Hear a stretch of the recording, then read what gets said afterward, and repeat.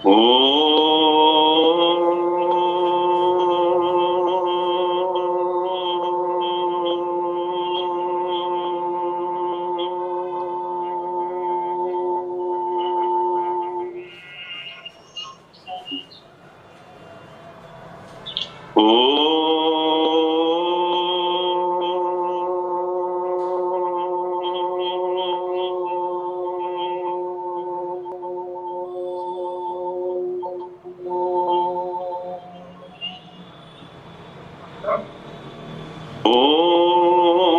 सहना भवतु सहनौ भुनक्तु सह वीर्यं करवावहै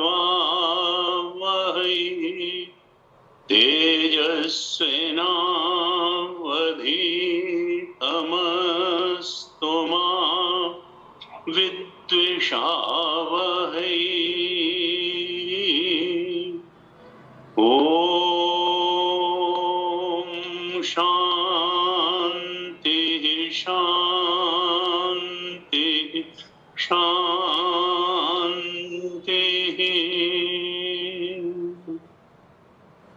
सदाशिवसमारम्भां शङ्कराचार्यमध्यमाम्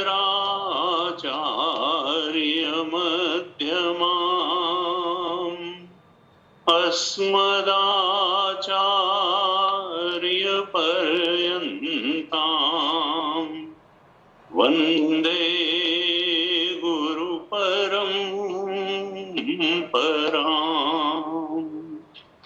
अज्ञानतिमिरान्धस्य ज्ञानाञ्जनशलाकया चक्षुरुन्मीलितं येन तस्मै श्री गुरवे नमः। तस्मै श्री गुरवे नमः। यन्मायावशवर्ति विश्वमखिलं ब्रह्मादिदेवासुरा यत्सत्त्वादियं मृषैव भाति सकलं रज्जौ यथा हेर्भ्रमम् यत्पादप्लवमेकमेव हि भवां बोधे स्थितिर्षावतां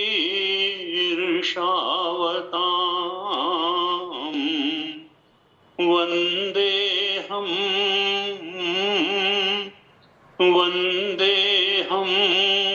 तमशेषकारणपरं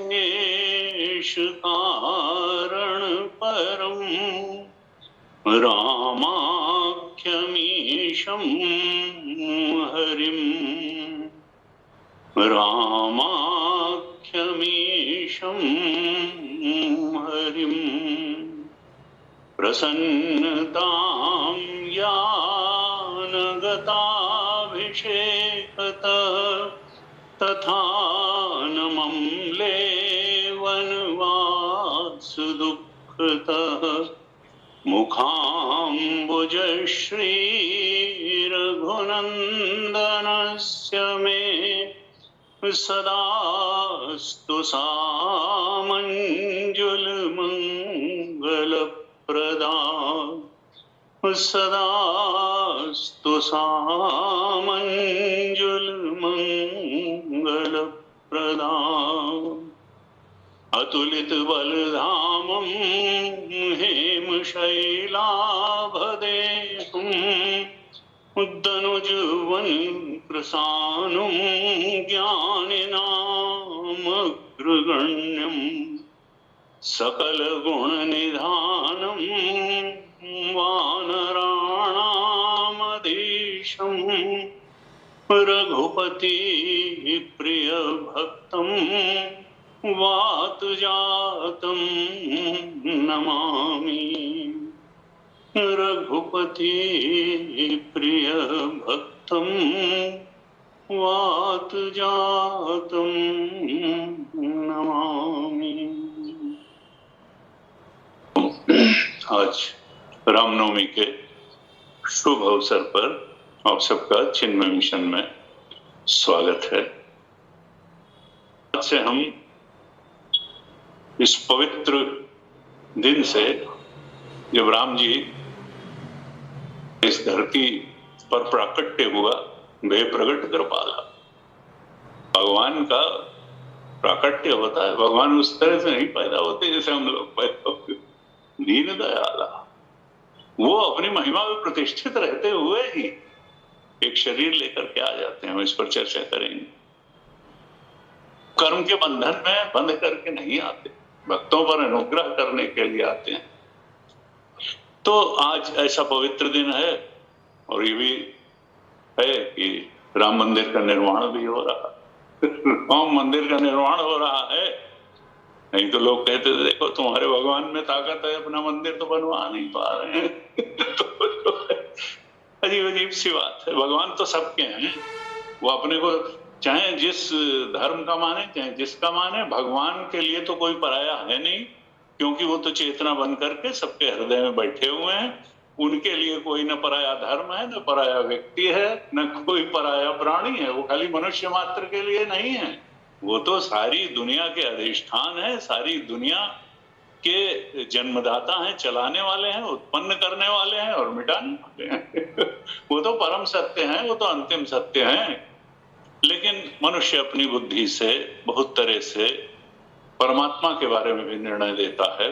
हम देखेंगे कि रामचरितमानस में क्या स्वरूप बताया है भगवान का, भगवान राम का, तुलसी बाबा ने, और क्या स्वभाव बताया है।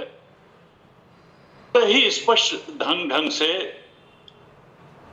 ये रामचरितमानस में तुलसीदास जी ने भगवान के हर रूप का, स्वरूप का, स्वभाव का वर्णन कर दिया।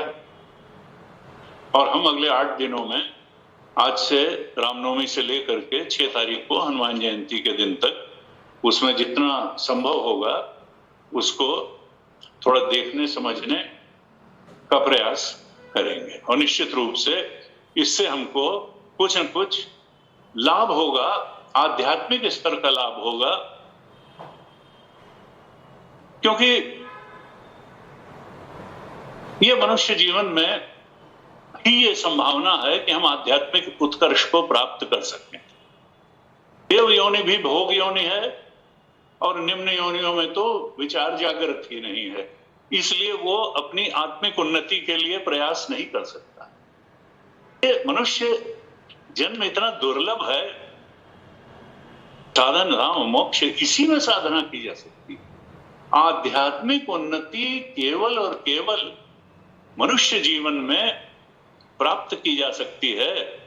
और इसलिए तुलसीदास जी कहते हैं, स्वार्थ साच जीव कर एहा, मन क्रम वचन राम पद नेहा। सच्चा स्वार्थ है क्या? परिवार बहुत अच्छा खड़ा कर लेना, पैसा बहुत अच्छा बना लेना, प्रतिष्ठा नहीं, वो भी ठीक है, जीवन चलाने के लिए सब चीज ठीक है। लेकिन सच्चा स्वार्थ क्या है? वो तो शरीर चलाने का स्वार्थ है। स्वार्थ सांच जीव करे हा, सच्चा स्वार्थ जीव का क्या है? मन क्रम वचन राम पद नेहा। मन वचन कर्म से अगर परमात्मा के प्रति स्नेह हो गया, प्रेम हो गया, उनके चरणों में हमारा हृदय झुक गया, क्योंकि प्रेम ही है वो तत्व जो तृप्ति देता है। अगर हृदय में प्रेम नहीं है तो तृप्ति का जीवन होगा नहीं। और संसार में हम 10 चीजों से प्रेम करते हैं, उसमें माता है, पिता है, पत्नी है, बहन है, पैसा है, लेकिन ये जो प्रेम के आलंबन हैं वो उतने मजबूत नहीं है जितना परमात्मा प्रेम का आलंबन है। गुरु जी कहते थे देखो, केवल परमात्मा ही वो सत्ता है, केवल राम जी ही वो सत्ता है जहां हम, हमारी आदर बुद्धि और हमारा प्रेम एक ही जगह पर पूरा पूरा अभिव्यक्त हो सकता है, और जितना हम प्रेम और आदर वहां चढ़ाएंगे उससे कई गुना परमात्मा रिस्पॉन्ड करेगा, क्योंकि वो जीवित सत्ता है। वो जीवित सत्ता है। गाड़ी जीवित सत्ता नहीं है, मकान जीवित सत्ता नहीं है। हाँ, माता पिता, पति पत्नी, भाई बहन, ये तो जीवित सत्ता है, लेकिन कई बार इनकी भी धारणाएं, इनकी भी इच्छाएं 100% नहीं होती, इनकी आदर्श 100% मेल नहीं खाते हैं। कोई दो व्यक्ति समान इच्छाओं वाले होते नहीं है, इसलिए 100% आदर बुद्धि और 100% प्रेम मनुष्य किसी में दे पाना संभव नहीं। ये परमात्मा में ही संभव है कि हम 100% आदर भी उसका कर सकते हैं और 100% प्रेम भी उससे कर सकते हैं। और संतों का और हम सब का भी अनुभव है कि वो पूरी तरह से रिस्पॉन्ड करता है, मन के धरातल पर रिस्पॉन्ड करता है और बाहर भौतिक धरातल पर भी परिस्थितियों के रूप में भी रिस्पॉन्ड करता है। अब कई बार हम सोचते हैं नहीं, ये जो 3 रास्ते हैं आध्यात्मिक उन्नति के, क्योंकि आध्यात्मिक उन्नति बहुत आवश्यक है। मनुष्य जीवन अगर मिला है तो अगर हमने बिना आध्यात्मिक उन्नति प्राप्त किए मनुष्य जीवन बिता करके चले गए, तो हमने अपने साथ न्याय नहीं किया, हमने अपने जीवन के साथ न्याय नहीं किया। अब आध्यात्मिक उन्नति है क्या और आध्यात्मिक उन्नति के रास्ते क्या हैं, ये रामचरितमानस में बहुत स्पष्ट रूप से बताया। आध्यात्मिक उन्नति के रास्ते तो 3 बताए, सबको मालूम है, ज्ञान, भक्ति और वैराग्य। ये 3 रास्ते शास्त्र बताए, गीता जी भी बताती हैं, उपनिषद भी बताते हैं, रामचरितमानस। बोले लखन मधुर मृदुबानी, ज्ञान विराग भगत रस सानी। लक्ष्मण जी जब बोलते हैं, निषाद राज को उपदेश करते हैं, वो उपदेश करते हैं जो उपनिषद के बड़े बड़े ऋषियों ने अपने योग्य अधिकारी शिष्यों को किया, वही लक्ष्मण गीता में उपदेश करते हैं निषाद राज को। ये रामायण की महिमा है। निषाद राज को लक्ष्मण जी ने योग्यतम श्रोत्रिय ब्रह्मनिष्ठ गुरु के आसन पर बैठ करके रात भर में जो उपदेश किया है, तो मानो उपनिषद के शिष्य को उपनिषद के गुरु ने उपदेश किया। लेकिन उनकी वाणी में तीनों चीजें थी, ज्ञान भी था, भक्ति भी थी और वैराग्य भी था। वास्तव में शुरुआत में ये तीनों अलग अलग लगते हैं, लेकिन एक समय के बाद ये तीनों जाकर के एक हो जाते हैं। तुलसीदास जी ने कहा, ज्ञानी है भक्ति है नहीं कुछ भेदा, उभय हरहि भव संभव खेला। ज्ञान और भक्ति में कोई अंतर नहीं है। प्रेम पूर्वक, देखिए अधिकारी अलग अलग होता है, किसी का हृदय प्रेम से ज्यादा भरा होता है, कोई तर्क बुद्धि प्रधान होता है, और कोई फिर उसको एनालिसिस करके विवेक करके उसको लगता है कि नहीं, ये चीज इतनी दिल लगाने लायक नहीं है जितनी हम लगाए बैठे हैं। तो उसको अपने शरीर के साथ, क्योंकि यहां तो सब चीज बीत जाएगी। This too will pass away, this too will pass away, this too will pass away। कोई शाश्वत चीज है भी जिससे दिल ना आए। ये शरीर भी बीत जाएगा, ये संसार भी बीत जाएगा। अकाउंट में चाहे जितना पैसा रखें, वो जो है एक दिन हम ही बीत जाएंगे, तो फिर जिसको नॉमिनेट करेंगे वो अपना लेगा, जो भी करेगा। यहाँ जो है, यहाँ तो कोई चीज तो है जो कि इस शरीर के छूटने के बाद या जो शाश्वत हो। तो शाश्वत चीज कौन सी होगी? कहा जो पैदा हुआ है तो जाएगा, जातस्य ही ध्रुवो मृत्यु ध्रुवम जन्म मृतस्य च। जो पैदा हुआ है वो तो नष्ट होगा, फिर वो भौतिक चीज हो या हमारा शरीर हो या जो भी चीज हो। अगर उत्पन्न हुआ है, अखंडानंद महाराज कहते थे जो बरा सो बुताना, अगर जला है तो बुझेगा जरूर। कोई चीज है जो पैदा न हुई हो वही मरेगी भी नहीं। उनका संसार में दृश्य कोटि में आने वाली हर चीज ऐसी है जो कि उत्पन्न होती है और मिटती है, उत्पन्न होती है मिटती है, उत्पन्न होती है मिटती है। लेकिन उस दृश्य को जानने वाला जो चेतन तत्व तुम्हारे अंदर बैठा है, जो चेतना बैठी है, वो न पैदा हुई है और न मरेगी। वो पैदा नहीं हुई है, वो मरेगी भी नहीं। ये सूक्ष्म शरीर स्थूल शरीर से अलग हो जाएगा और अपनी वासना के अनुसार अगली देह में अगले यात्रा पर चल देगा। सूक्ष्म शरीर नहीं मरेगा, कारण शरीर भी नहीं मरेगा और हम अपनी अगली यात्रा चलेंगे। कहते क्या हैं, आध्यात्म क्या कहता है कि देखो तुम चेतन हो और तुम जड़ के चक्कर में फंस गए हो। जड़ चेतन ही ग्रंथि पर गई, जदप मृषा छूटत कठिनाई, तबते जीव भयउ संसारी, छूट न ग्रंथि न होए सुखारी। श्रुति पुराण बहु कहे उपाई, छूट न अधिक अधिक अर्जाई। उत्तरकांड के अंत में ये प्रसंग भी आए। तो हम क्या हैं? हम जड़ और चेतन की ग्रंथि हैं, लेकिन हमारे अंदर जड़ता ज्यादा है या चेतनता ज्यादा है ग्रंथि में? हम कहेंगे हम जड़ नहीं है भाई, जड़ नहीं। तो क्योंकि हम अपने होने को भी जानते हैं और दूसरे के होने को भी जानते हैं, और जड़ ना अपने होने को जानता है ना दूसरे को होने। हमारे अंदर जो चेतना बैठी है, देखो हम ये समझते हैं कि हम चेतन हैं, लेकिन हम अतृप्त चेतन हैं और हम उबे हुए चेतन,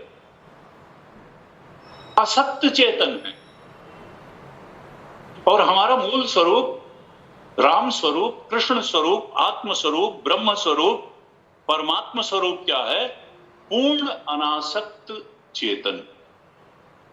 लेकिन हम इतना ज्यादा आसक्त हैं, सूक्ष्म शरीर के स्तर पर अपनी इच्छाओं से आसक्त हैं, स्थूल शरीर के स्तर पर अपने देह फिजिकल बॉडी से आसक्त हैं, और कारण शरीर भी वासना रूप है, अज्ञान रूप है, तो उससे भी आसक्त हैं। इस कारण हम चेतन तो अपने को अनुभव कर पा रहे हैं और फिर ये सोचते हैं कि संसार में कुछ पा करके हम अपनी बेचैनी को, अतृप्ति को मिटा लेंगे, और इसलिए भागते हैं संसार के पीछे। इस संसार से मनुष्य के अलावा किसी को कोई परेशानी नहीं है। 84 लाख योनियां हैं और आदमी आराम से गाय, बैल, मगर, पक्षी आराम से अपना खाता है, पीता है, संतान उत्पन्न करता है और चला जाता है। लेकिन आदमी के अंदर ये जो विचारशीलता आ गई, ये जो विवेक बुद्धि आ गई, जो चिंतन शक्ति आ गई, अपना भला और बुरा समझ पाने की जो क्षमता ईश्वर ने दे दी, उसके कारण ये थोड़ा सा परेशान घूमता है, बेचैन घूमता है, अतृप्त घूमता है, अशांत घूमता है। और तब उस बेचैनी, अतृप्ति, अशांत को मिटाने के लिए फिर ये सोचता है कि संसार में ये इच्छा पूरी कर लें तो बेचैनी खत्म होगी, ये इच्छा पूरी कर लें, वो पुत्रेषणा, वित्तेषणा और लोकेषणा के प्रति बहुत ज्यादा आसक्त होकर के संसार में ही अपनी सारी समस्याओं का इलाज ढूंढना चाहता है और ढूंढने की कोशिश करता है। कुछ सीमा तक वो समस्या मिटती है, लेकिन पूरी तरह से नहीं मिटती है। वेदांत क्या कहता है, रामचरितमानस क्या कहती है? तब लग कुशल न जीव कहां, सपने हूं मन विश्राम, जब लगी भजत न राम कहूं, शोक धाम तज काम। तुम्हें वो तृप्ति, वो बेचैनी के बिना परम शांति, परम तृप्ति का जीवन नहीं मिलेगा जब तक तुम संसार में ही वो तृप्ति, वो अशांति दूर करने की परिस्थिति या परिस्थिति का भोग ढूंढते रहोगे। तुमको जब तक अपने हृदय में बैठे राम जी से भेंट नहीं होगी तब तक ये मिलने वाला है नहीं। तब लगी कुशल न जीव का, सपने हो मन विश्राम। कहा देखो, तुम डाइन आउट करोगे, नाइट आउट करोगे, पार्टी मनाओगे, बहुत सारी उसमें उछल कूद करोगे कुछ देर के लिए, ये सब नशे हैं। किसी के लिए नशा बहुत बड़ी चीज होता, तो थोड़ी देर के लिए शांति मिलेगी, लेकिन अगले दिन और परेशानी खड़ी हो जाएगी। ये हमने भी कई सारे नशे पाल रखे हैं, और सबसे स्वार्थ सांच जीव कर एहा, मन क्रम वचन राम पद नेहा। जो असली नशा करके सारे नशे उतर जाएं, जिसको कबीर ने कहा कि उठत बैठत कबहु न छूटे, ऐसी ताड़ी लागी साधो सहज समाधि भली। साधो सहज समाधि भली। हर समय जब ये बोध हो कि नहीं मैं आत्म स्वरूप हूं, ये तीन शरीर तो हमको मिले हैं, किस लिए मिले हैं? साधन नाम मोक्ष कर द्वारा, उसके स्मरण के लिए मिले। तो हमारा मूल काम क्या है कि अपने आत्म स्वरूप, परमात्म स्वरूप, ब्रह्म स्वरूप, राम स्वरूप, कृष्ण स्वरूप के बोध में जागृत हो जाना। अब इसके लिए तीन माध्यम रामचरितमानस में बताए। भक्ति का रास्ता बताया, प्रेम से उधर बढ़े, ज्ञान का रास्ता बताया, विवेक से बढ़े, इंक्वायरी करें, परीक्ष लोकान कर्मचितान ब्राह्मणों निर्वेदम आया। उपनिषद ने कहा परीक्षण कर करके देखते रहो, अपने जीवन का परीक्षण करो, दूसरे के जीवन का परीक्षण करो, तो तुम जान जाओगे कि तुम जिन चीजों के पीछे अभी भाग रहे हो, बहुत सारी चीज हैं जो ऑलरेडी उससे बहुत ज्यादा प्राप्त कर चुके हैं। जरा उनसे पूछ लो कि क्या उनकी तलाश पूरी हो गई और अब उनके जीवन की भागदौड़ समाप्त हो गई? वो कहेंगे नहीं नहीं, अतृप्ति का बोध तो अभी भी है। इसका मतलब क्या है कि ये संसार में रोटी कपड़ा मकान देने की ताकत है, चरम और परम तृप्ति देने का सामर्थ्य इस संसार में नहीं है। जब ये जीव चेतन अपने ब्रह्म चेतन, परमात्म चेतन, राम चेतन स्वरूप को पहचान लेगा, जान लेगा, उसमें दृढ़ता से स्थित हो जाएगा, बात खत्म तभी होगी। और इसके लिए रास्ता क्या है? रास्ता है भक्ति। अगर हृदय प्रेम से भरा है तो हृदय को बजाय संसार के चरणों में निछावर करने के, संसार के भोगों के चरणों में निछावर करने के, हम परमात्मा के चरणों में निछावर कर दें। कुछ बचा के ही न रखें, क्योंकि अगर हमने बचा के रखा तो भगवान कहते हैं भाई पूरा दो तो पूरा लो।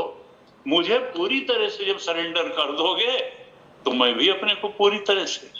हाँ, लेकिन हम कहते नहीं, फिर हमारी डिजायर्स भी तो कोई हैं। एक बार एक लड़का आया, हमने कहा भाई गीता तो कहती है इच्छा परायण कर्म की जगह भगवत परायण कर्म करो। उसने कहा स्वामी जी लेकिन हमारी तो इच्छाएं हैं और हम तो उनको पूरा करना चाहते हैं। हमने कहा भाई फिर करो। जो उपदेश से नहीं सीखता है उसको परिस्थिति डंडा मार के सिखाती है।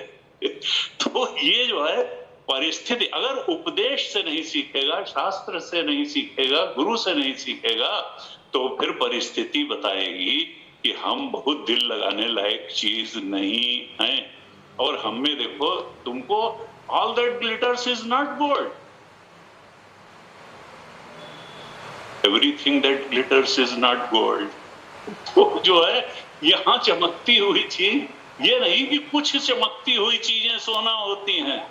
आध्यात्मिक उन्नति, आध्यात्मिक पराकाष्ठा की दृष्टि से देखा जाए तो संसार में यहां सीप में ही चांदी का आभास है। यहाँ चांदी की कोई वास्तविक सत्ता वत्ता नहीं है।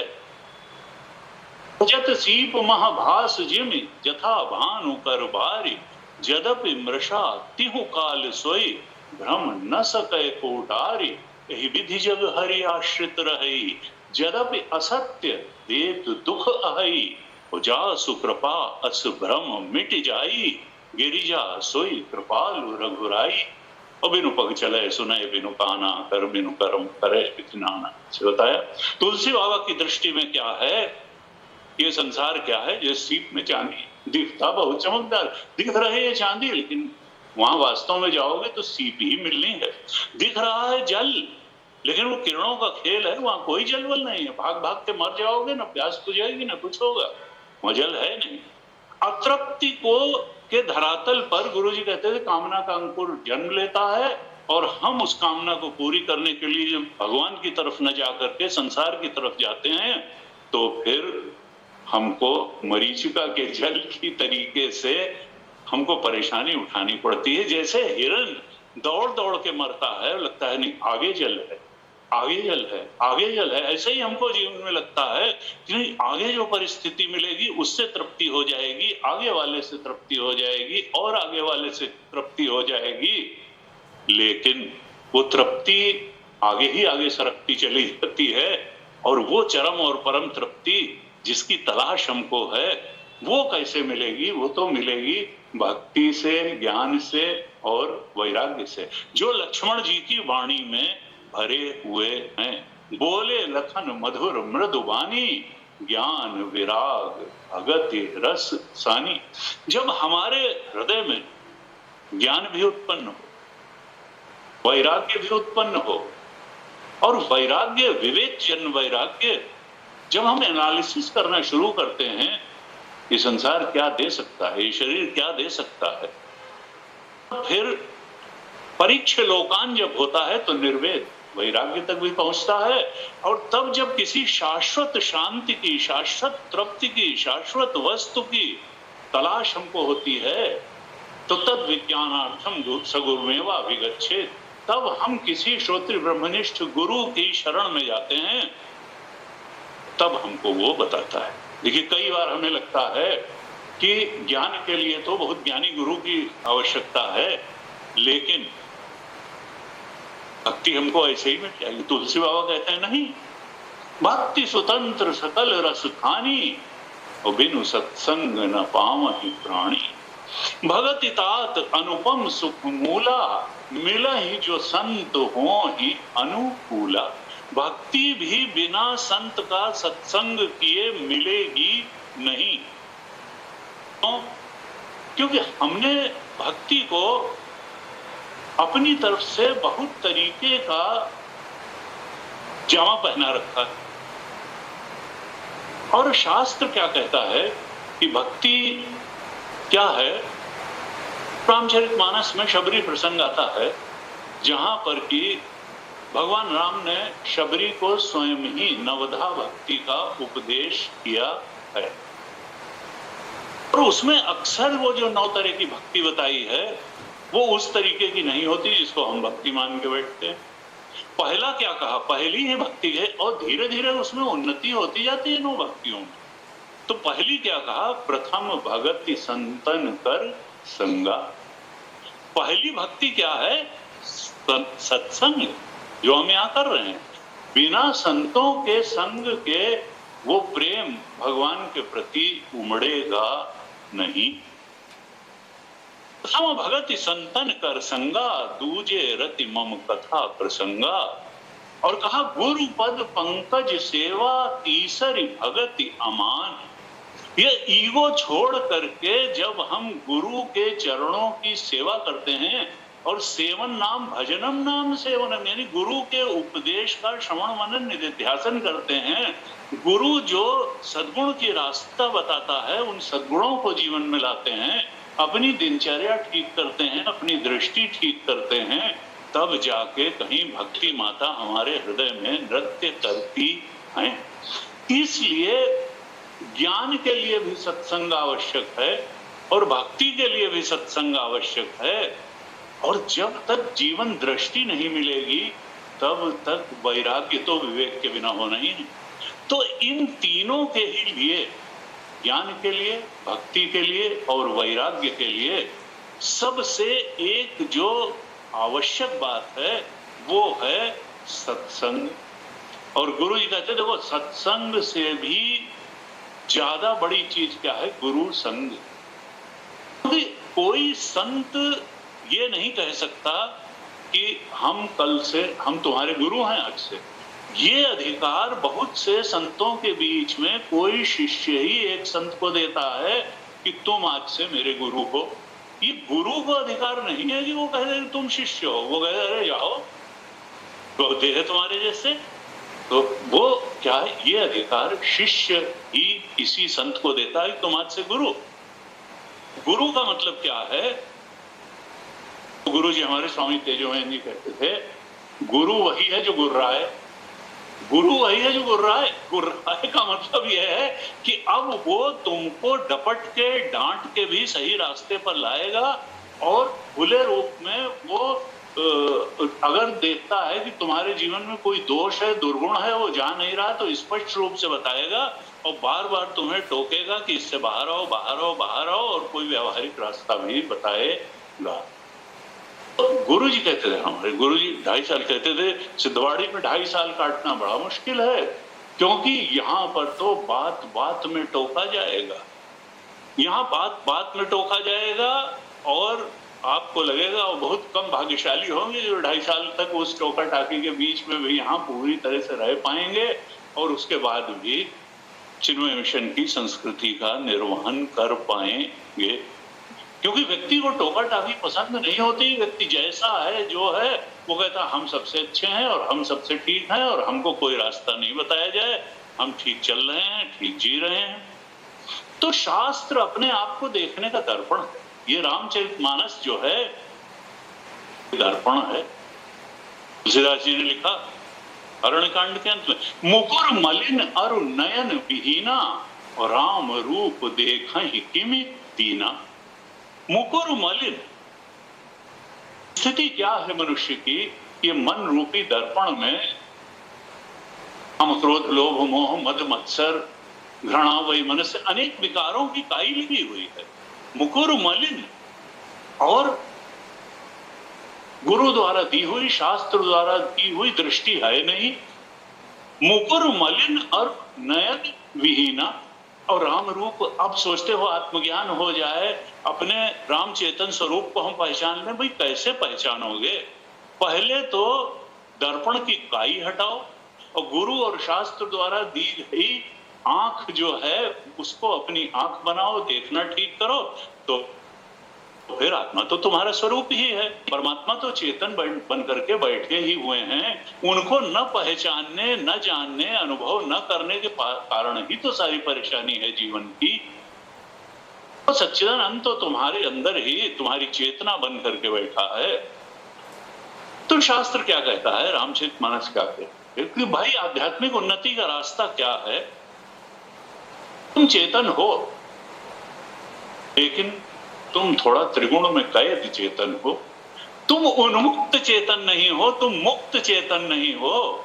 तुम कभी तमोगुण में कैद चेतन हो, तुम कभी रजोगुण में कैद चेतन हो।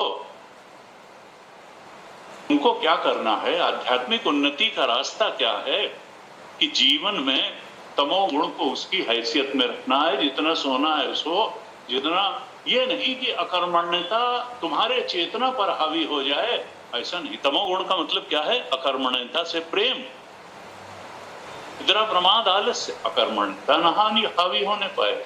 और रजोगुण में भी तुम्हारी चेतना फंस करके न रह जाए। रजोगुण का मतलब क्या है कि हमको कई बार वर्कोहलिक होने का जीवन में, समाज में कर्म का बड़ा महत्व है। बड़ी मजे की बात यह है कि शास्त्र कहता है जो कुछ भी कर्म से प्राप्त होता है वो काल में नष्ट हो जाता है। यानी अगर हमको कोई शाश्वत चीज प्राप्त करनी है तो कर्म से नहीं प्राप्त होगी। कर्म से रोटी, कपड़ा, मकान मिल सकता है, कर्म से सामाजिक प्रतिष्ठा मिल सकती है, कर्म से गाड़ी मिल सकती है, मकान मिल सकता है, ताली मिल सकती है, वाहवाही मिल सकती है, बहुत चीजें मिल सकती हैं। कर्म कोई इतनी छोटी चीज भी नहीं है, लेकिन कर्म से परमात्मा नहीं मिलेगा, ये भी तय बात है। तो फिर वो कैसे मिलेगा? वो प्रेम से मिलेगा, भक्ति से मिलेगा, वैराग्य से मिलेगा, वो समर्पण से मिलेगा, वो श्रद्धा से मिलेगा। तो कहा कि देखो ये तुम्हारी चेतना अगर तमोगुण में फंसी है तो वहां से ऊपर उठाओ, रजोगुण तक लाओ। अगर रजोगुण में ही फंसी है चेतना तो वहां से उठा करके सतोगुण में लाओ। सतोगुण का मतलब क्या है? सत्संग से प्रेम, गुरु के चरणों में समर्पण, शास्त्र के वचनों से प्रेम, गुरु के वचनों से प्रेम, सत्संग से प्रेम, ध्यान से प्रेम, अपना साधना पथ पर पूरी निष्ठा रहते हुए उस पर चलने से प्रेम, दृढ़ विश्वास।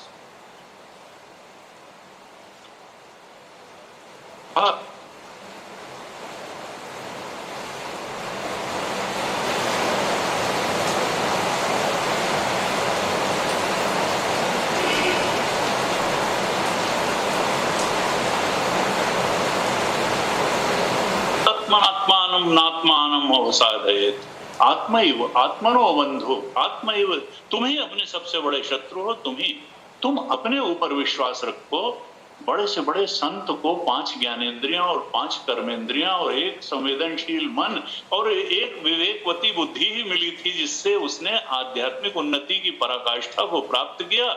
और तुमको भी वही मिली है, वो कर सकता है तो तुम भी कर सकते हो, लेकिन थोड़ा कमर कस के खड़े होने की जरूरत है और अपनी चेतना को उतने ऊंचे उठाने की जरूरत है, उतने ऊंचे उठाने की जरूरत है, इस उत्कर्ष की पराकाष्ठा तक चेतना को ले जाने की जरूरत है, जिससे ऊंचा उत्कर्ष संभव ही नहीं है।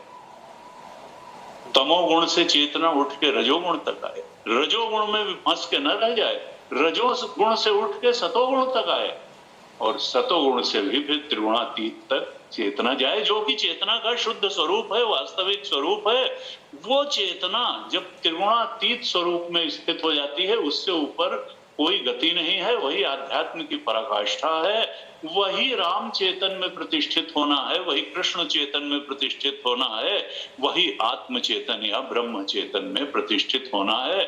उसी के लिए रामचरितमानस तुलसी बाबा का सारा प्रयास है। राम ब्रह्म परमार्थ रूपा, अविगत अकथ अनादि अनूपा। राम जी क्या है? हाँ, राम ब्रह्म पर, राम और ब्रह्म में कोई अंतर नहीं है, वही परम अर्थ है, बाकी छोटा अर्थ है। संसार के अर्थ साथ नहीं जाएंगे, लेकिन वहां पर अगर हम पहुंच गए, हमारी चेतना अगर त्रिगुणातीत अपनी जो स्वाभाविक अवस्था है, नेचुरल अवस्था है, अनासक्त अवस्था है, पर वैराग्य वाली अवस्था है, वहां अगर पहुंच के स्थिर हो गई, दृढ़ता को प्राप्त हो गई, तो फिर जीवन मुक्ति के विलक्षण सुख में हम रहेंगे। हमको सुख के लिए संसार की किसी आश्रय की कश्चिद अर्थ व्यपाश्रय, गीता ने कहा ज्ञानी किसी भी संसार के अर्थ पर आश्रित नहीं होता अपने आनंद के लिए। स्वांतः सुखाय तुलसी रघुनाथ गाथा, तो लिखी रघुनाथ गाथा, ये तुलसीदास जी ने कहा स्वांतः सुखाय। सुख तो हमारे अंदर है, हमारी चेतना का स्वरूप ही सुख है, वही सत है, वही चेतन है, वही आनंद है। लेकिन इच्छाओं में ये चेतना कैद होकर के अंदर ढूंढने के बजाय बाहर ढूंढती है, और तब उस तृप्ति को, उस सुख को, उस परम आनंद को नहीं पाती जिसका नाम राम है। जो आनंद सिंधु सुख राशि, सीकरते त्रैलोक सुपासी, सो सुख धाम राम असनामा, अखिल लोकदायक विश्रामा। राम जी क्या हैं? सुख स्वरूप हैं, चेतन स्वरूप हैं, हमारी ही आत्मा, हमारा ही स्वरूप बन करके बैठे हैं। बस हमको उधर चलने के लिए थोड़ा शुरुआती कुछ कदम जरूर उठाने होंगे।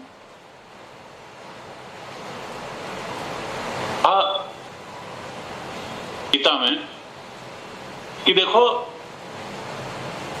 तुम देवता की तरफ कदम बढ़ाओ, देवता तुम्हारी तरफ कदम बढ़ाएगा, लेकिन पहला कदम तुमको बढ़ाना पड़ेगा, देवता नहीं पहला कदम बढ़ाएगा।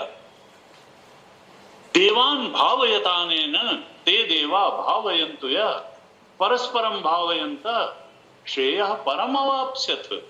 तुम देवताओं को जो उनका देह है उसको दो। अगर तुम केवल अपने लिए ही पकाते हो, अपने लिए ही कमाते हो, तुम जिसका जो देह है उसको नहीं देते हो, तुम पाप ही खाते हो और पाप ही पकाते हो। यानी हमको, हमारे यहाँ तो पारंपरिक कौए के लिए भी निकाला, हमारे लिए जो है ब्राह्मण के लिए भी निकाला, तो एक एक और प्रतीक रूप में ही निकालते हैं। मतलब ये है कि जो हमारी आवश्यकता, ये सृष्टि भगवान की है। जब तुम इसको अपनी मान के चल रहे हो तब भी भगवान की है, और जब तुम समर्पित कर दो कि I am just a trustee, तुम हम इस संपत्ति है तो संपत्ति सब रघुपति कहे आई। भरत जी जब चले तो वो तो ट्रस्टी बन करके उन्होंने 14 साल राज्य किया, खुद नंदीग्राम में गड्ढा खोद करके रहे और काम सब इसलिए चलाते रहे कि ये जितना राज्य है अयोध्या का, ये तो भगवान ही का है, भगवान इसके राजा हैं। और जब मिलने जाना था तो ये नहीं कि हवड़ तबड़ में चले गए, सब ठीक ठीक कोषाध्यक्ष का चार्ज किसी को दिया, सुरक्षा का चार्ज किसी को दिया कि जब हम जाएं तो कहीं कोई डिस्टरबेंस ना हो, तो इसलिए सब व्यवस्थित करके चले। लेकिन किस ढंग से राज्य की देवी संपत्ति सब रघुपति गए। और गुरु जी कहते थे देखो कितना हम लोग सोचते हैं कि ये संपत्ति हमारी, अरे ये पूरी ब्रह्मांड परमात्मा का ही है, ये शरीर भी उन्हीं का है दिया हुआ। तुमने कोई माता के गर्भ में आए तो डॉक्टर दुला करके अम्बिलिकल कार्ड उसके गर्भाशय से थोड़ा जुड़वाया था, ना वहां अपने खाने का इंतजाम किया था, ना पैदा हुए तो माता के स्तन में दूध का इंतजाम किया था, ना दांत निकला तो दाल चावल बना के रखा था। अरे सब वही तो कर रहा है। अपने बड़े किए बड़े नहीं, जवान किए जवान नहीं हुए, अधेड़ किए अधेड़, मारे हुए तो न मरो, मरना तो पड़ेगा। तो सब तो तुमको भी चला रहा है, तुम्हारे मन को चला रहा है। अपने से प्रेम करने वाले से घृणा करके दिखा दो और अपने से घृणा करने वाले से प्रेम करके दिखा दो, तो मन पर भी उसका राज्य है, बुद्धि पर भी राज्य है, शरीर पर भी राज्य है, परिस्थिति पर भी राज्य है।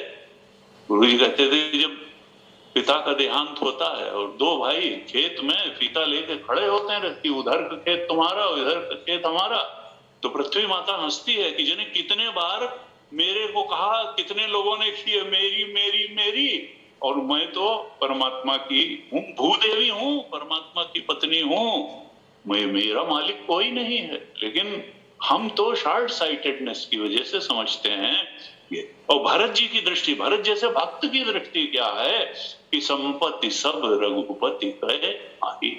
ये शरीर भी उन्हीं के सेवा में लगना चाहिए, ये संपत्ति भी उनकी सेवा में लगनी चाहिए, और जो कुछ वो देते हैं तो प्रसाद बुद्धि से उसका उपयोग कर लेना चाहिए। ऐसे तो आज के दिन क्या है कि भगवान राम इस धरती पर आए और राम जन्म के बारे में काफी विस्तार से रामचरितमानस में वर्णन आया है।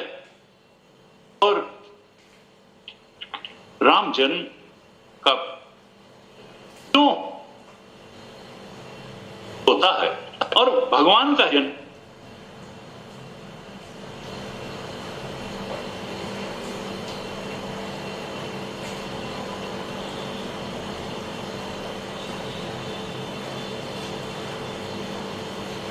में भी हो सकता है और संतों के हृदय में हुआ। रमण महर्षि तभी रमण महर्षि बने जब उनके हृदय में परमात्मा का अवतार हुआ। गुरुदेव तभी गुरुदेव बने जब उनके हृदय में परमात्मा का अवतार हुआ। तो किसी भी संत की पराकाष्ठा की उपलब्धि क्या है कि हृदय में परमात्मा का अवतार हो जाए। यानी हमारा ये जो तीन शरीरों में कैद चेतन है, त्रिगुण में कैद चेतन है, ये त्रिगुण से मुक्त चेतन स्वरूप में स्थित हो जाए, यही परमात्मा का अवतार होना है। हमारी चेतना उत्कर्ष की सर्वोच्च संभावना में जाकर के स्थित हो जाए और जहां जहां हमारी आसक्ति है वो हट जाए, यानी पर वैराग्य, त्रिगुण मात्र से वैराग्य हो जाए। वैराग्य का मतलब ये नहीं है कि हमारा शरीर कोई चला जाएगा या हमारी संपत्ति चली जाएगी या हम कह देंगे घर में कि भाई आज से हमारा किसी से कोई समझना ना। जो संबंध है वो हम, गुरु जी कहते देखो, जब तक, गुरुदेव भी कहते थे, जब तक हमको आध्यात्मिक रूप से सर्वोच्च सत्य का बोध नहीं होगा, तब तक ना हम इस शरीर से हमारा क्या संबंध है ये ठीक से समझ पाएंगे, न संसार से हमारा क्या संबंध है ये ठीक से समझ पाएंगे, और ना भगवान से हमारा क्या संबंध है यही ठीक से समझ पाएंगे। तो अपने आप से संबंध को समझने, ये तीन शरीरों से क्या है, संसार से क्या है, भगवान से क्या है, और जब ये हम समझ लेंगे, सारी अतृप्ति, सारा शोक, सारी बेचैनी शांत हो जाएगी। उपनिषद में तरति शोकम आत्मवित्, संसार में कुछ पाने से शोक नहीं जाएगा। शोक तभी जाएगा जब हम अपनी चेतना को राम चेतन के रूप में पहचान लेंगे। आनंदम ब्रह्मणो विद्वान न विभेति कुतश्चनेति, जब हम अपने आनंद ब्रह्म को जान लेंगे तब फिर हमारे जीवन से शोक भय विदा हो जाएगा। ऐसे कहा। तो यहां पर राम जन्म के लिए कई बार प्रकरण आता है रामचरितमानस में। तो 120 दोहे के बाद से ये प्रारंभ होता है राम जन्म का प्रसंग। तुलसी बाबा लिखते हैं कि हरि अवतार हे तुझे ही होई, इदम इत्थम कही जात न सोई। भगवान का अवतार किस लिए होता है ये बिल्कुल ठीक तरह से कुछ कहा नहीं जा सकता है। 120 दोहे के बाद की दूसरी चौपाई है कि हरि अवतार हे तुझे ही होई।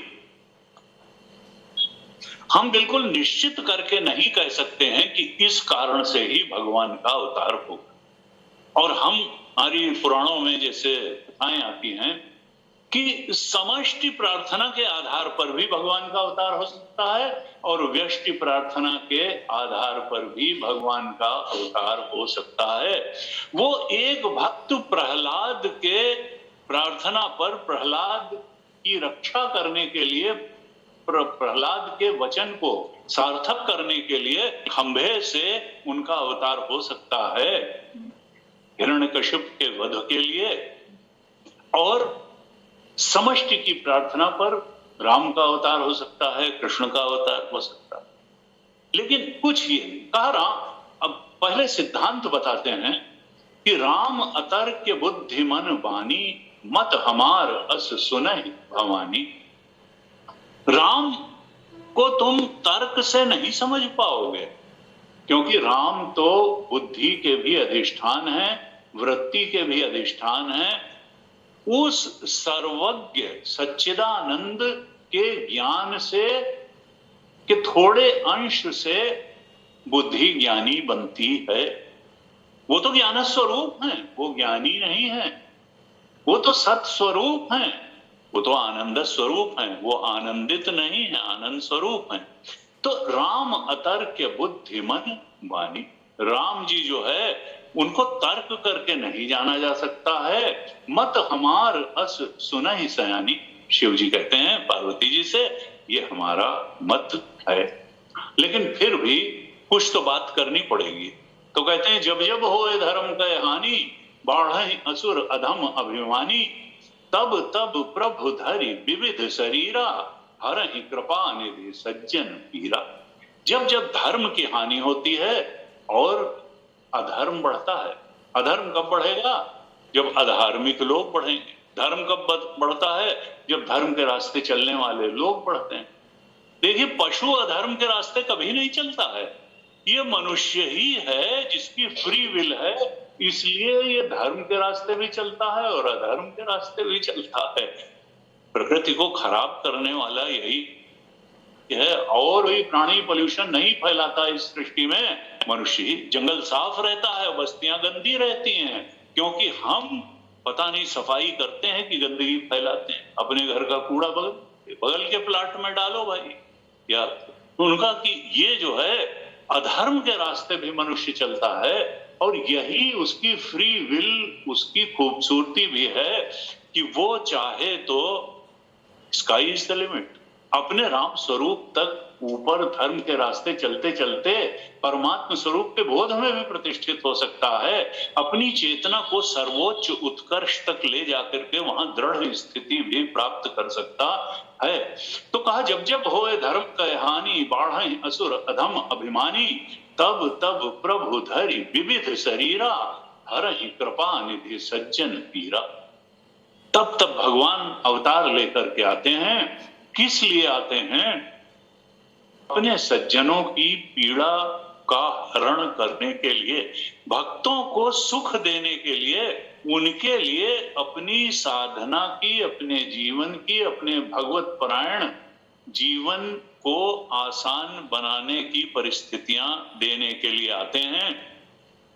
कहते हैं 121 दोहे में कहा, असुर मार थापहि सुरन, असुरों को तो मारते हैं और जो सुर हैं यानी सज्जन लोग हैं, जो सदाचारी लोग हैं, जो धर्मपरायण लोग हैं, उनकी स्थापना करते हैं। और राखहि निज श्रुति सेतु, अपनी जो वैदिक धर्म है उसकी स्थापना कर देते हैं, अवैदिक नहीं, निज श्रुति से। वेद द्वारा प्रतिपादित जो धर्म है, सदाचारण और का जो धर्म है, आत्मा के उत्कर्ष, चेतना के उत्कर्ष तरफ ले जाना वाला धर्म है। और हमारे यहाँ जो ऋषि संस्कृति है, उसने जो भी दिनचर्या बनाई, उसने जो भी परिवार का सिस्टम बनाया, जो भी उसने त्योहारों का सिस्टम बनाया, वो सब इसी आधार पे बनाया कि हमारी आध्यात्मिक उन्नति होती रहे। मंदिर बनाए, त्योहार बनाए, तीर्थ बनाए, सत्संग हॉल हुआ, सत्संग बनाया, संतों को हाँ हमारे बीच में लाए, राखें जग विस्तार ही विशद जस, राम जन गाए गाए, यही कलिकाल न साधन दूजा, यहां और कोई साधन नहीं है।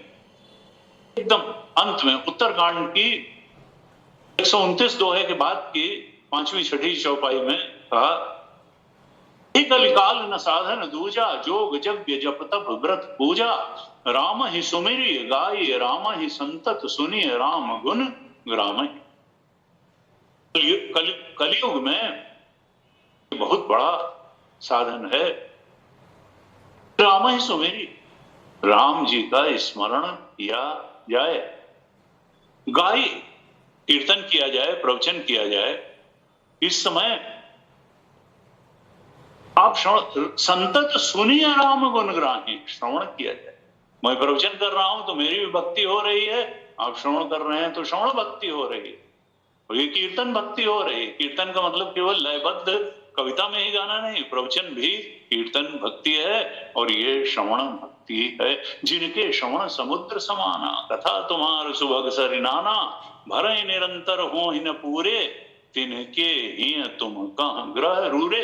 जो राम की कथा सुनते हुए, राम जी का वर्णन सुनते हुए जिनके कान अघाते ही नहीं है, राम जी जाओ उनके हृदय में रहो।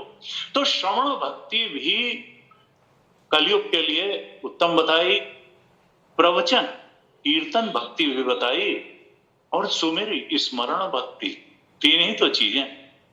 देखिए, ज्ञानेंद्रियों को हम लगा सकते हैं परमात्मा की तरफ, श्रवण भक्ति, और कर्मेंद्रियों को जीभ से कीर्तन कर सकते हैं, आइए राम है। और मन को भी लगाओ, ज्ञानेंद्रियों को भी लगाओ, कर्मेंद्रियों जिह्वा को भी लगाओ, और मन से स्मरण करते हैं, क्योंकि वो गहरा है। अगर मन नहीं लगा तो फिर क्या है कि उनका बैठे तो हैं, लेकिन बात तो बाजार की चल रही है, कभी घर की चल रही है।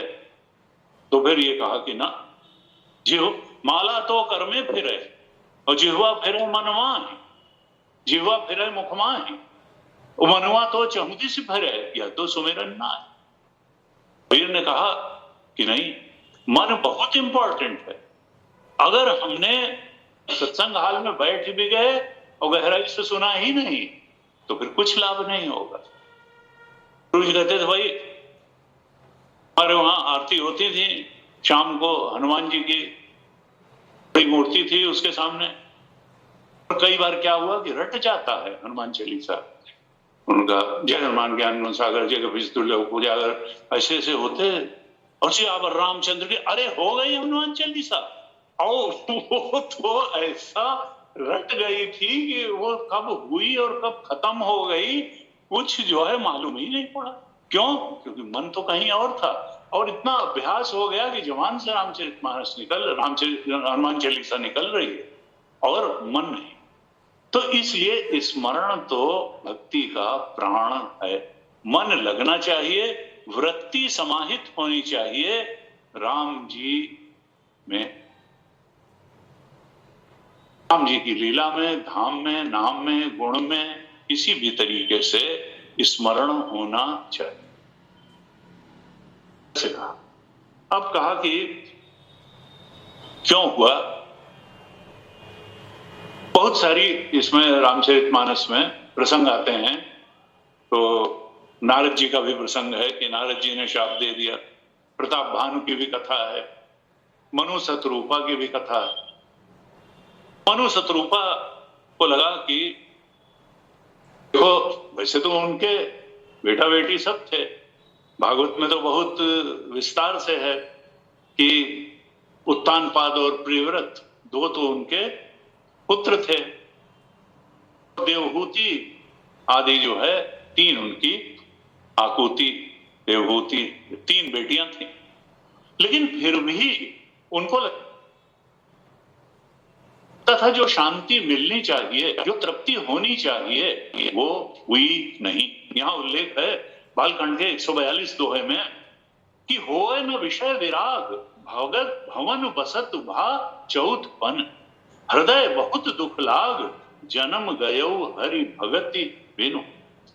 होत न विषय विराग। मनु शतरूपा को लगा कि अभी भी संसार में ही हमारी बुद्धि रखी हुई है, जबकि चौथापन आ गया, विषयों से विराग हो नहीं पा रहा है, चौथापन आ गया, तो हृदय में उनको ग्लानि हुई, बहुत दुख लाग। जन्म तो ये है क्या? अभी भी अगर भगवान की भक्ति में हमारा मन पूरी तरह से समर्पित नहीं हो पा रहा है तो कहां कमी है? फिर वो चौथे पन नृप कानन जाई, वैराग्य लेके चले गए और भगवान की बहुत जोर से भक्ति की, इतनी भक्ति की कि अस्थि मात्र हो ही रहे शरीरा। उन्होंने तप पूर्वक भक्ति की और तब भगवान प्रकट हुए, और भगवान ने कहा भगत बछल प्रभु कृपा निधाना, विश्ववास प्रगटे प्रगटे भगवाना। भगवान तो कण कण में है, क्षण क्षण में है, विश्ववास प्रगटे भगवाना, भक्त वत्सल है। और उन्होंने कहा हाँ मांगो भाई। उन्होंने कहा चाहो तुम्हें समान सुत, तुम्हारे जैसा पुत्र चाहिए। उन्होंने कहा आप सरिस खोजो कहां जाई, नृप तव तने हो मैं आई। अपने जैसा कहां खोजने जाऊं, मैं ही तुम्हारा बेटा बन करके आऊंगा। और शतरूपा ने मांगा, 150 दोहा है बालकांड का, सोई सुख सोई गति सोई भगति, सोई निज चरण स्नेह, सोई विवेक सोई रहनि प्रभु, हम ही कृपा करी देहु।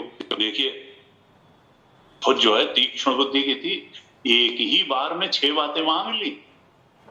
क्या कहा 150 दोहे में शतरूपा जी ने कि सोई सुख, जो निज भगत नाथ तब आही, जो सुख पावहि जो गति लाही। आपके परम भक्त जो सुख पाते हैं और जो सदगति पाते हैं, जो गति पाते हैं, वो मुझे चाहिए। और सोची कि इतने से भी हो सकता है भगवान न समझ पाए हो, तो और इलेबोरेट किया कि मुझे क्या चाहिए। कहा जो तुम्हारे परम और चरम भक्त जो सुख और जो गति चाहते हैं पाते हैं, वो मुझे चाहिए। सोई सुख सोई गति, पहले क्या कहा, वही सुख दो वही गति दो। सोई भगति, वही भक्ति दो। सोई निज चरण स्नेह, वही अपने चरणों से प्रेम भी मुझे दे दो। सोई विवेक, यही नहीं कि खाली विवेक भी दे दो, ज्ञान भी दे दो। सोई रहनी, उन्हीं की रहनी दे दो, जैसे तुम्हारे भक्त रहते हैं वैसे ही हमारी रहनी। सोई रहनी प्रभु हम ही कृपा कर दे। तो 6 चीजें मांगी। सबसे पहले क्या, जो मनुष्य चाहता है सुख। भगवान ने क्या किया? भगवान ने कहा ना ना, हाँ मातु विवेक अलौकिक तेरे, कबहु न मिटी ही अनुग्रह। तो उन्होंने सुख नहीं दिया, इन्होंने विवेक को 5वें नंबर पे मांगा था। भगवान ने विवेक को पहले नंबर पर दिया। कहा जो कछु रुचि तुम्हारे मन माही, मैं सो दीन सब संग, सब कुछ मैं दूंगा, लेकिन विवेक सबसे पहले दूंगा। क्योंकि विवेक अगर रहे तो सब ठीक हो जाता है, और मनुष्य अगर अविवेकी हो जाए तो फिर जीवन पतन की ओर चला जाता है। तो विवेक और विवेक जन्य वैराग्य, विवेक जन्य ज्ञान, विवेक जन्य भक्ति, विवेक जन्य प्रेम, ये बहुत अर्थ। लेकिन विवेक कहा मातु विवेक अलौकिक तेरे, कबहु न मिटी है अनु। विवेक तुम्हारे मन से कभी मिटेगा नहीं। इच्छा मैं नरवेश सारे, वही हूं प्रगट निकेत तुम्हारे। मैं नरवेश में तुम्हारे घर में आऊंगा, और आदि शक्ति जही जग उपजाया, सो अवतरी मोर ये माया। आदि शक्ति जो मेरी माया है, ये भी अवतार लेगी पृथ्वी पर, ऐसे कहा। तो यहां जो है मनु और शत्रुपा फिर दशरथ और कौशल्या के रूप में आए त्रेता युग में, ये सतयुग की बात है। और वहां भगवान उनके पुत्र के रूप में राम जी के आए। यहां फिर से थोड़ा सा बैकग्राउंड देते हैं। तुलसीदास जी 183 दोहे के बाद बालकांड में 183 दोहे के बाद की चौपाइयां हैं कि उस समय स्थिति कैसी बनी थी कि बाढ़े खल बहुचोर जुआरा, जे लंपट परधन पर दारा। देखिए ये चीजें, दो चीज जो है, आदमी जो है दारा और पर धन, ये जो है ये ऐसी आकर्षक चीजें हैं और पतन की ओर ले जाने वाली चीजें हैं, लेकिन आदमी रोक नहीं पाता है। इसी को समझिए रामकृष्ण परमहंस कांचन कामिनी कह देते थे, यहाँ तुलसीदास जी ने परधन और परदारा कहा। भाई अपनी स्त्री में संतुष्ट नहीं हो, 10 स्त्रियां जो है, कोई स्त्री अपने पति में संतुष्ट नहीं है तो फिर विदेशों की तरह से 4, 5, 6। तो एक संत ने कहा कि फिर वो जो है अगर वो 11वें और 12वें पति पे भी आ गई तो फिर वो प्रेमिका न रह के वेश्या हो गई, वो वेश्या हो गई। इसी तरह वे विचारी हो गया आदमी भी कि। तो कहा जे लंपट परधन परदारा, बाढ़े खल बहु चोर जुआरा, मान ही मातु पिता नहीं देवा, साधुन सन करवावहीं सेवा। माता पिता को मानते नहीं है, साधुओं से सेवा करवाते हैं। जिनके यह आचरण भवानी, ते जाने हो निश्चर सब प्राणी। जो इस तरीके के लोग हैं उनको तुम निशाचर, निश्चर, राक्षस जानो। और अतिशय देख धर्म के ग्लानि, परम सभीत धरा अकुलानी। धर्म की ग्लानि को देख करके ये पृथ्वी भी विचलित हो गई, अकुलाने लगी। धेर रूप धर हृदय विचारी, गाय का रूप देख करके, रूप रख करके गई तहां जहां सुर मुनि झारी। वहां गई जहां देवता लोग रहते थे। देवताओं से कहा भाई मेरी सहायता करो। अब देवताओं ने कहा कि भाई कैसे सहायता करें, ये तो इतना बड़ा काम है कि भगवान का अवतार हो तभी हो सकता है। इनकी व्यथा जो है भगवान तक पहुंचाए तब तो जाकर के कुछ समाधान निकलेगा, हमारे वश में तो है नहीं। भगवान शंकर कहते हैं पार्वती जी से कि तब क्या हुआ कि बैठे सुर सब, 184 दोहे के बाद की पंक्ति है, बैठे सुर सब करहि विचारा, कहां पाइए प्रभु करिए पुकारा। कि हम कहां भगवान को पाएं कि जिनसे जाकर के कहें कि अब ये पृथ्वी का कष्ट निवारण करो, ये जो राक्षसों ने आतंक उपद्रव मचा करके रखा है भगवान इसको दूर करो। तो भगवान को खोजें कहां कि उनको पुकारें। अब भगवान शंकर कहते हैं जाके हृदय भगत जस प्रीति, जिसके हृदय में जितनी भक्ति होती है और उस परम सत्ता से जितना प्रेम होता है, प्रभु तहां प्रगट सदा ते ही रीति। भगवान तो हृदय में सदा ही प्रगट है चेतना के रूप में। अगर कोई तमोगुणी है तो तमोगुणी चेतन के रूप में प्रकट है, अगर रजोगुणी है तो रजोगुणी चेतन के, सतोगुणी है तो सतोगुणी चेतन के रूप में, और अगर त्रिगुणातीत में उसकी स्थिति हो गई तो राम जी अपने स्वरूप में ही प्रकट हो गए उसके हृदय में, जैसे कि बड़े संतों के हृदय में हो जाते हैं। तो प्रभु ताह प्रगति सदा तही रीति, और उसके कारण क्या है? दो जाके हृदय भगत जस प्रीति, जिसके हृदय में जैसा प्रेम है भगवान के प्रति और जैसी भक्ति है, उसी अनुपात में भगवान उसके हृदय में सदा प्रकट रहते हैं। यानी चेतना का उत्कर्ष उसी लेवल का रहता है। किसी के हृदय में सात्विक चेतना है, किसी में राजसिक, और इसमें इनफाइनाइट कॉम्बिनेशन हो सकते हैं, इनफाइनाइट कैटेगरीज हो सकती हैं। चेतना सात्विकता कितनी है, त्रिगुणातीत की तरफ कितना बढ़ना हुआ है, वैराग्य कितना है, भक्ति कितनी है, ज्ञान कितना है। तो कहा, अब शंकर जी बड़ी प्रसिद्ध चौपाई है, कहते हैं ही समाज गिरजा में रहूं, अवसर पाई वचन एक कहूं। मैं भी वहां बैठा था और जब अवसर मिला तो मैंने भी अपनी बात रखी। अब देखिए, यानी ऐसा भी होता है कि शंकर जी जैसे व्यक्ति को भी अपनी बात कहने का अवसर न मिले, ऐसी भी सभाएं होती हैं कि हर ही आदमी अपने पहलवान मान के बैठा हुआ है, शंकर जी की कौन सुने। तो उन्होंने अवसर पाई वचन एक कहूं, एक ही बात कही कि हरि व्यापक सर्वत्र समाना, और प्रेम ते प्रगट हो ही मैं जाना।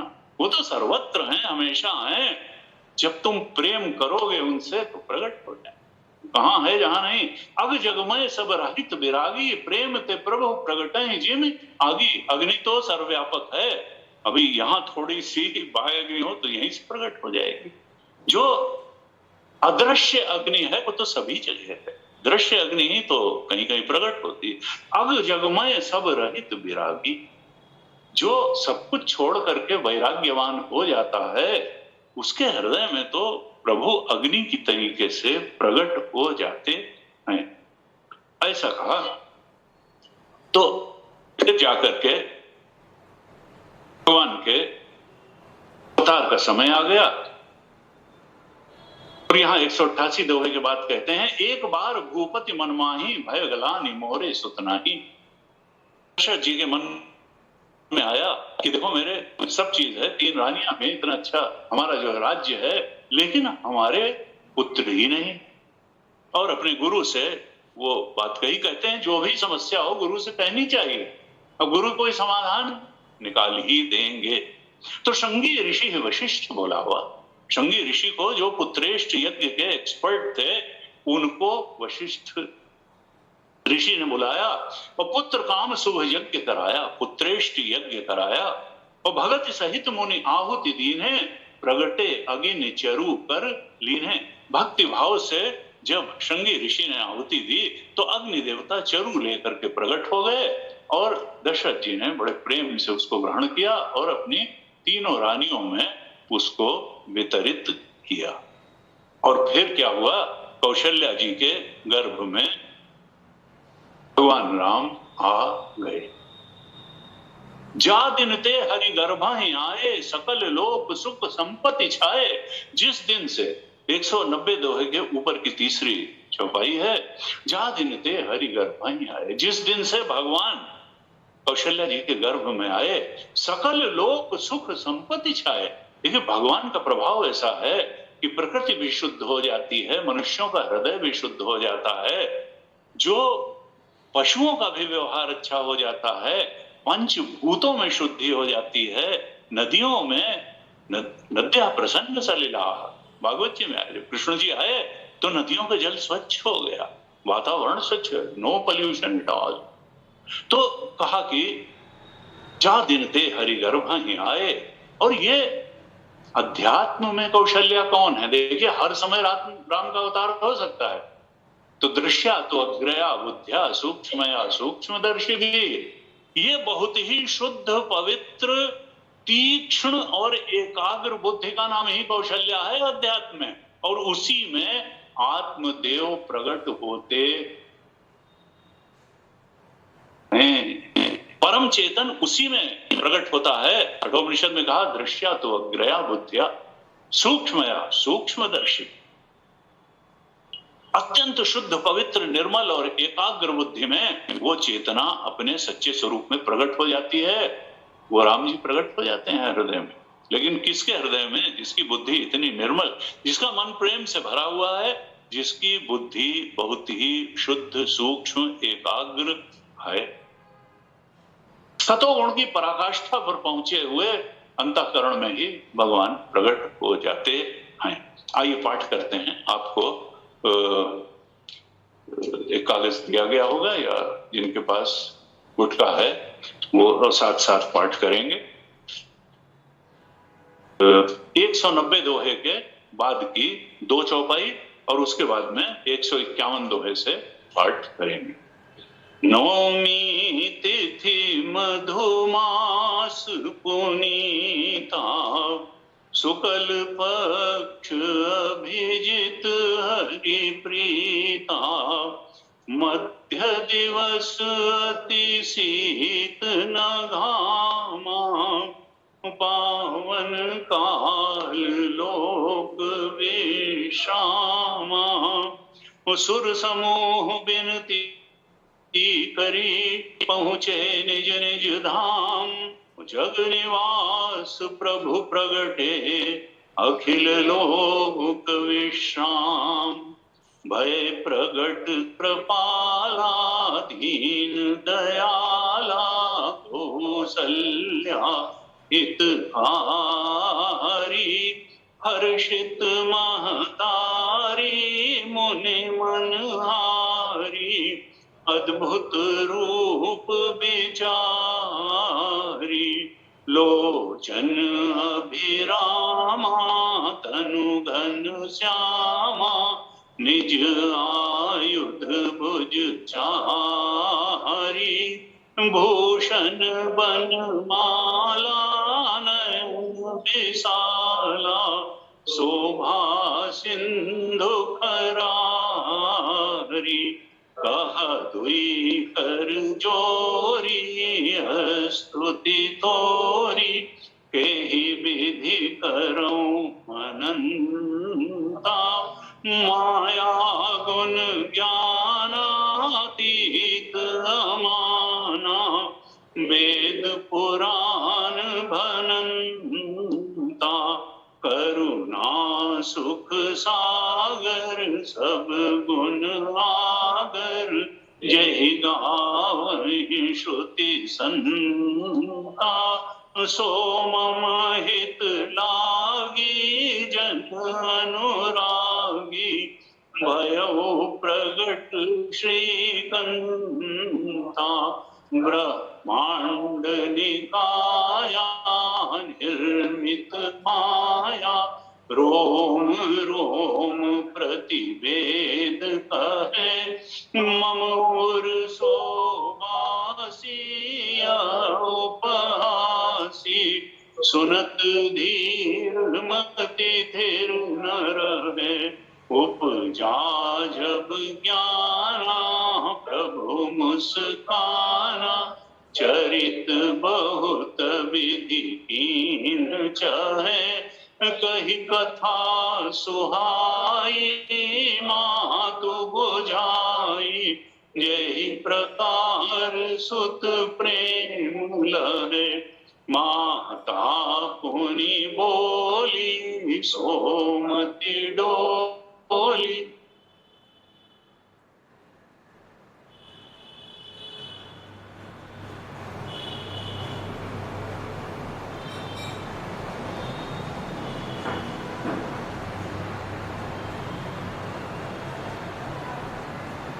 बचन सुजाना रोदन आना, कोई बालक सुर भूपा, यह चरित जिगावहि हरिपद पावहि, तेन परहि भवकूपा, विप्रधेनु सुर संतहित लीन मनुज अवतार, निज इच्छा निर्मित तनु, माया गुण गोपार, सियावर रामचंद्र की जय। पवन सुत हनुमान की जय। बोलो भाई सब संतन की जय। भगवान का अवतार हो गया, जग निवास प्रभु प्रकटे।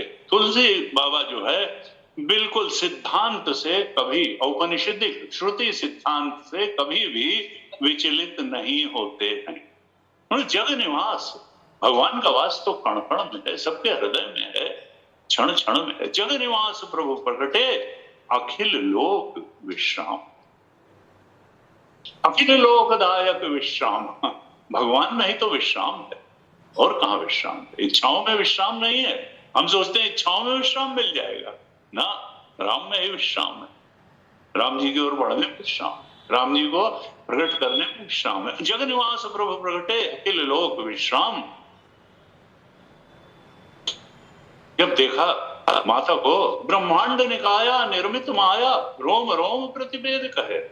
तो पहले तो कौशल्य जी को बड़ा अच्छा लगा कि देखो सब मम उर्सोवासी यह उपहासी, सुनत धीर मत स्थिर न रहे। देखो तो ब्रह्मांड निकाया, ब्रह्मांड अनंत कोटि ब्रह्मांड नायक मेरे गर्भ में आ गया। ये कैसी हंसी की बात है। उपासी, लेकिन उपजा जब ज्ञाना प्रभु मुस्काना। लेकिन फिर अचानक जब उनको ये लगा कि नहीं नहीं, उनको लगा कि भाई ये तो बच्चा बन करके आया, हमको वात्सल्य का सुख, मातृत्व का सुख भी तो चाहिए। हमने इनको जो है ब्रह्मांड निकाया निर्मित माया, क्षण क्षण वासी और सब इसलिए थोड़ा बुलाया है। तो कही कथा बुझाई मात बुझाई कि यह प्रकार सुत प्रेम है। मैं तो तुमको एक बच्चे के रूप में प्रेम करने के लिए मैंने पुत्र के रूप में मांगा था, अब ऐसा है कि जय शिशु लीला अति प्रिय शीला, यह सुख परम अनूपा। अब आप तो छोटे बच्चे की तरह हो जाओ। अब ये ब्रह्मांड निकाया वाला जो है कि ये नहीं, अब फिर जो है सुनी वचन सुजाना रोदन ठाना। बस फिर तो वो बच्चा बन करके रोना शुरू किया उन्होंने। वही बालक सुर भूपा, जैसे राजा के लड़के हों ऐसे बच्चे बन करके और रोना शुरू किया। कहा तुलसी बाबा कहते हैं यह चरित्र जे गाँव हरिपद पावे, जो भाव सहित इस उनके ब्रह्म स्वरूप में भी डूब जाते हैं और फिर बच्चे रूप में भी उन्हीं को देखने में सक्षम होते हैं, वो हरिपद पा लेते हैं। विप्रधेन क्यों आए हैं? तो कहा विप्रधेन सुर संत हित, वो सज्जनों का हित करने के लिए आए हैं, गायों पर कृपा करने के लिए आए हैं, देवताओं पर कृपा करने के लिए आए हैं, संतों पर कृपा करने के लिए आए हैं। लीन मनुष्य अवतार निज इच्छा निर्मित तन, वो कोई कर्म चक्र के बंधन में पड़ करके नहीं आए हैं, अपनी इच्छा से आए हैं। संभवामि आत्मना माया अजोपि सन् नव्यात्मा भूतानाम ईश्वरोपि सन्, प्रकृतिम स्वाम अधिष्ठाय संभवामि आत्म माया। अपनी माया को वश में करके आए हैं, निज इच्छा निर्मित तन। भक्तों की प्रार्थना के संदर्भ में आए हैं, भक्तों को सुख देने के लिए आए हैं।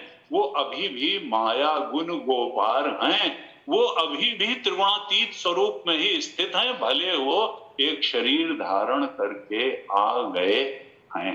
ऐसे राम जी का जन्म हुआ। 198 दोहे में तुलसी बाबा लिखते हैं कि व्यापक ब्रह्म निरंजन निर्गुण विगत विनोद। वो कौन है राम जी? व्यापक ब्रह्म है, उनको संसारिकता इच्छाएं कुछ द्वैत छू ही नहीं गया है। व्यापक ब्रह्म है, निरंजन है, अंजन नहीं निरंजन है, गुण की कालिमा टच भी नहीं करती उनको। सो अज प्रेम, लेकिन वही अजन्मा अजोपि सन् नव्यात्मा, प्रेम भगति बस कौशल्या की गोद। वो जो ब्रह्म है वो कौशल्या की गोद में बच्चा बन के आ गया। कैसे? प्रेम भक्ति के कारण। तो भगवान तो जिस प्रकार से भक्तों को सुख मिले, आनंद मिले, वो बनने को तैयार हैं, कुछ भी बनने को तैयार, अंधे की लाठी बनने को तैयार हैं, कौशल्य को तैयार हैं, देवकी के यहाँ जेल में पैदा होने को तैयार हैं, ग्वाल बालों के बीच में जाने को तैयार हैं, गोपियों के बीच में वो उछलने कूदने रास रचाने चोरी करने को तैयार हैं, क्या क्या नहीं भगवान करने को तैयार हैं। लेकिन हमारे हृदय में अगर भाव हो तो आज भी हरि व्यापक सर्वत्र समाना और प्रेम ते प्रकट हो ही मैं जना हमारे हृदय में प्रकट हो सकते हैं। आरती करते आज राम जी।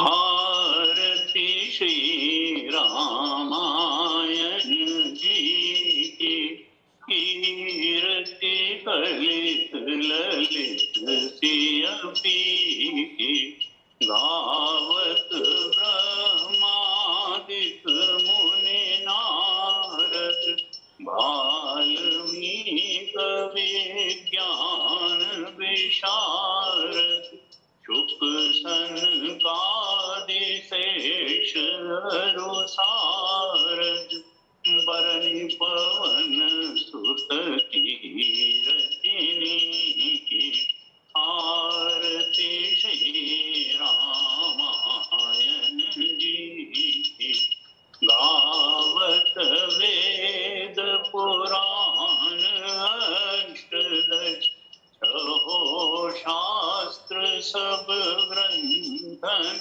को रस, मुनि जन धन संतन को सर्वस, सार अंश सम्मत सब ही, आरती श्री रामायण जी की, गावत संतत शंभु भवानी, अरुभट संभव मुनि विज्ञानी, व्यास आदि कवि बर्ज बखानी, काग भूषुंडी गरुड़ के, आरती श्री रामायण जी की, कलिमल हरनि विषय रस पीकी, सुभग सिंगार मुक्ति युवती की, दलन रोग भव मुरियमी की, तात मात सब विधि तुलसी की, आरती श्री रामायण जी की,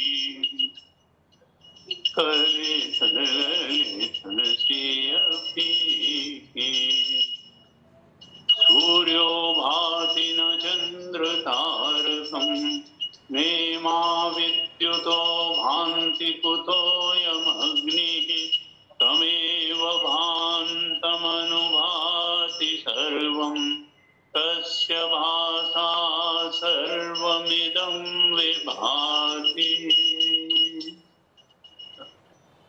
ॐ पूर्णमदः पूर्णमिदं पूर्णात् पूर्णमुदच्यते, पूर्णस्य पूर्णमादाय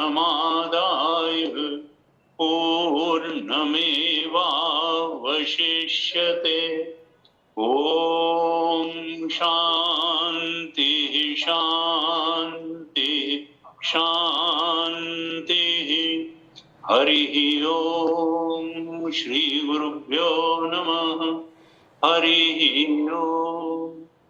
ओम।